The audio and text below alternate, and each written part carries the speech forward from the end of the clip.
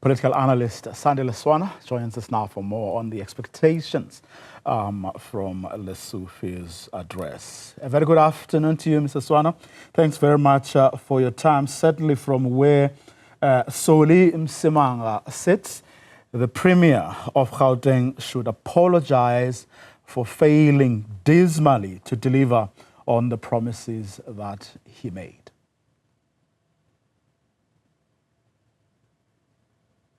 Yeah, thank you. Good afternoon to you, Vuyo. I think that it is correct to say perhaps Panyaza Lesufi in the first place bit more than he could chew. If you just look at the list of items that he put on the table under what you might call crime and lawlessness, just that list alone, could have taken a lot of time for him to do before you even go to the issues of health and so on. Just to be quite specific, Panyaza Lesufi talked about the lawlessness that is in the province, where there is building hijacking, illegal mining, land hijacking, which hampers economic development. We've seen people dying actually in hijacked buildings in the city of Joburg. We've seen explosions that are not known, whose origins is not known in the city of Joburg. So the city and the province are not in control of their properties. So just for a start. So the issue of land invasion, illegal mining, just control of the properties and the value that could accrue from that is still hanging.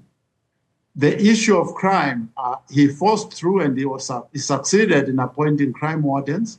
But what we're unable to confirm decisively is that these crime wardens are actually decisively reducing the crime rate, even marginally in the critical areas that they need to, which crime is a very big inhibitor of economic growth in Gauteng.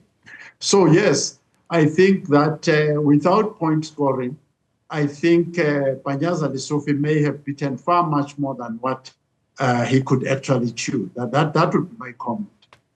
I guess it is for those reasons that Build One South Africa says whatever he says tonight shouldn't be taken seriously because he makes big promises that he never delivers on.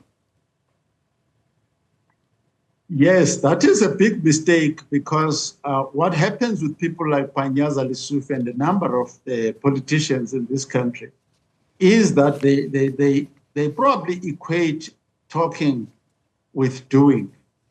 But if you have ever done anything successful in life, you will know that most successful things take a lot of effort and a lot of time to achieve.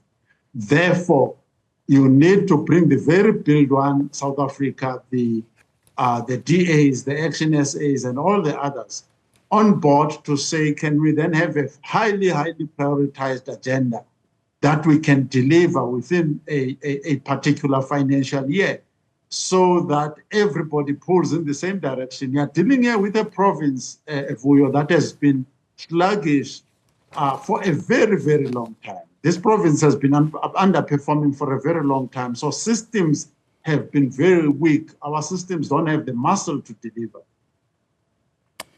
He also goes into this state of the province address, of course, some would say hurt somewhat. You had his party, the ANC, meddling with his powers at a political level. Although, I mean, he was given an olive branch in the end as a coordinator, but he has somewhat been weakened politically. Do you think that will weigh on him tonight?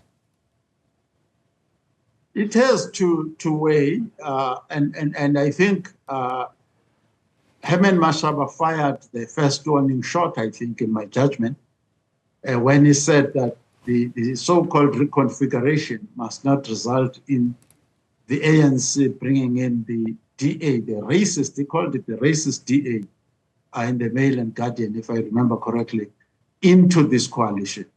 So, so those are some of the issues that we don't have confirmed details with as to how far this reconfiguration wants to go. But I think the DA and PLSA, the controllers of the GNU, do want also from their side, not just the ANC, to see that people like Panyaza Lesufi are brought to heel.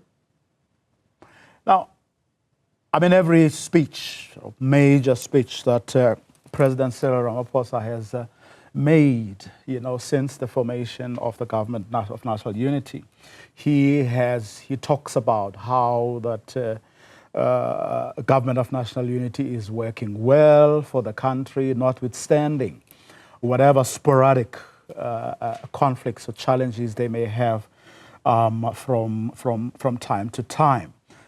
Can Panyaza Lesufi say the same about his government of provincial unity?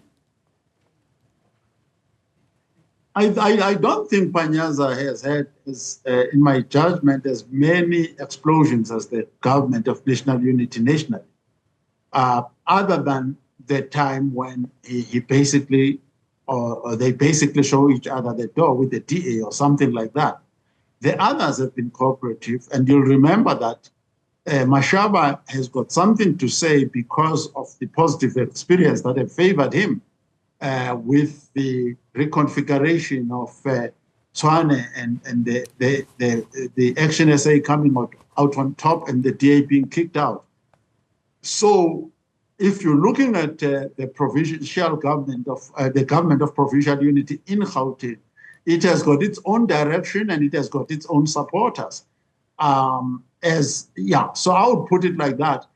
But that means that at a national level, there could be hostility of one kind or the other between the provincial government of Gauteng and the GNU nationally.